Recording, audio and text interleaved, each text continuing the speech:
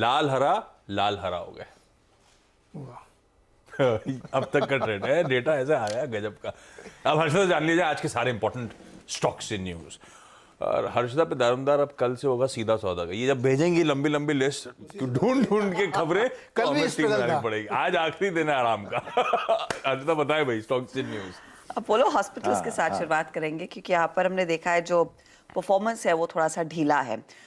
मुनाफे में 33% तक की गिरावट आई है। 162 करोड़ का अनुमान 162 करोड़ डिलीवर है, 213 करोड़ का अनुमान था।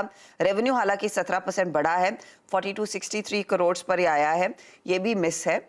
इबिटा में 14% तक का प्रेशर, 505 करोड़, ये भी एक मिस है। मार्जिन देखिए 12% पर आए हैं, 11.9%, 12.5% का अनुमान था। अच्छा, कंपनी ने कहा है कि ऑक्यूपेंसी जो है हॉस्पिटल्स की स्टेबल है, 65% year on year. Average revenue पर बेड 12% बढ़ा जरूर है इस तिमाही में।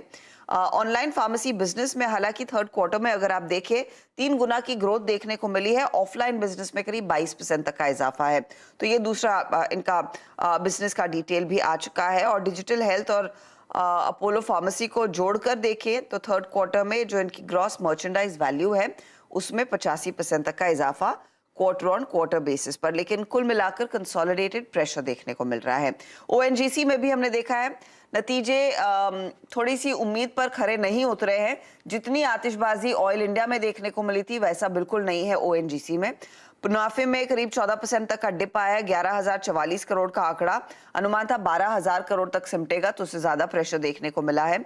रेवेन्यू फ्लैट है, 38,583 का आंकड़ा यहाँ पर देखने को मिल रहा है।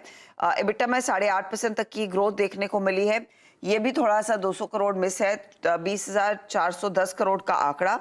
और मार्जिन्स जो आए हैं 52.9% पर आए हैं, यही एक बीट है जहां पर एक्सपेक्टेशंस 52.7% के मार्जिन का था।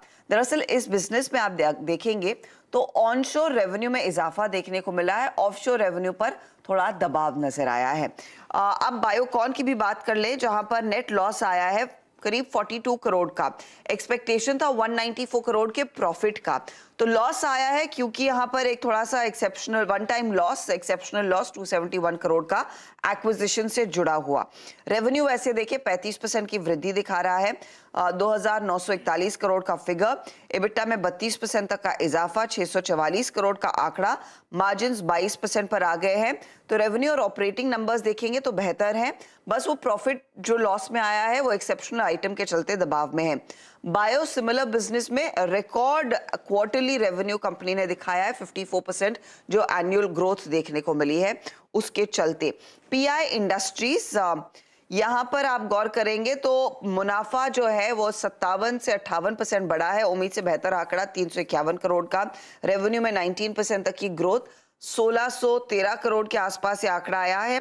और इबिटा में हम देख रहे हैं ये भी एक बीट है, 40% तक का इजाफा। कंपनी का एक्सपोर्ट बिजनेस 23% बढ़ रहा है, domestic business quarter on quarter basis पर सिर्फ 2% की ग्रोथ दिखा रहा है।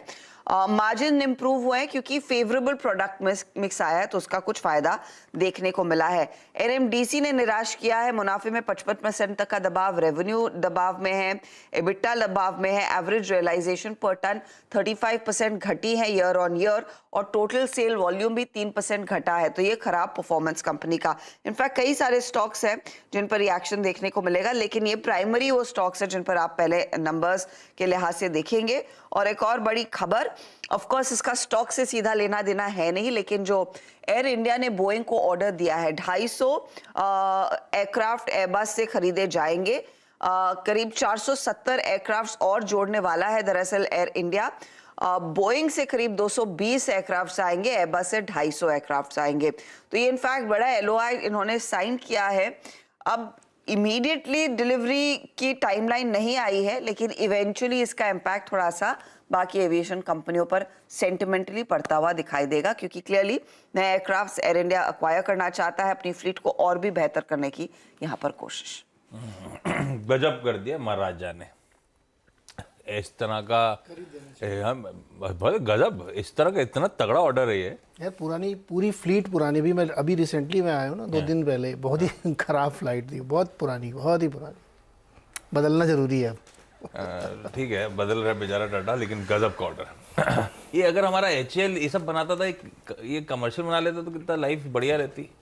लाइफ तो बढ़िया। वो जो क्या प्रचंड ये नाम एक का बार कोई इससे है याद आया, बाइडेन साहब बोले 10 लाख जॉब्स क्रिएट होंगे। ये जॉब्स डेटा तो आपको बिगड़ते चले जाएगा यार। क्या? एक्चुअली ठीक है, ये जॉब्स हमारे पास आ सकते थे, टेक्नोलॉजी थोड़ा सा। HAL ज्यादा बना क्यों नहीं सकता? नो टाइम कितना है इनके पास, पहले डिफेंस ऑर्डर्स अभी ही तो कर नहीं बना लें। सकता कि पहले इवेंचुअली बनाने में, एक चाइना ने बनाने में तो कम्पीट बन जरूर करा है, जाएगा। बोइंग और एयरबस से। उसने अपनी फ्लीट डेवलप करी है तगड़ी कमर्शियल फ्लाइट की। बाजार दुनिया में इन दोनों का दबदबा बहुत तगड़ा है कि कोई और बना नहीं पाता। वैसे एविएशन का टॉपिक है, वीरू अगर बोलना शुरू कर दिया तो आधा घंटा बोल सकते हैं। मैं ब्रेक ले लेता हूँ, ब्रेक के उस पार जब लौटूंगा आज का इवेंट्स कैलेंडर और साथ साथ कमोडिटी करेंसी मार्केट्स की टॉप स्ट्रैटेजीज है।